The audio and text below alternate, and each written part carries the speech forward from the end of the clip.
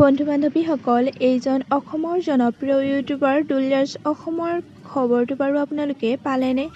যদি এইজন ইউটিউবাৰৰ ভিডিঅ' চাই আপোনালোকে তেনেহ'লে নিশ্চয় গমেই পাইছে তেখেতৰ লগত বৰ্তমান কি হৈ আছে।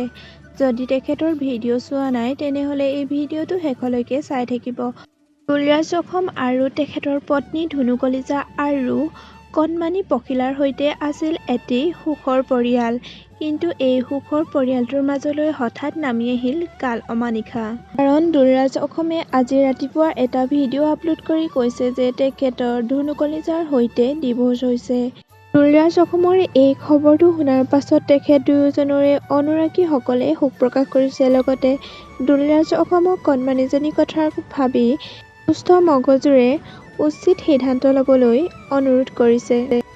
আনৰ পাৰ্চনেল লাইফত সোমোৱাৰ কোনো অধিকাৰ নাই যদিও দুলৰাজ অসমে কান্দি কান্দি ৰাতিপুৱা দিয়া সেই ভিডিঅ'টো চাই সঁচাই বহুত বেয়া লাগিল।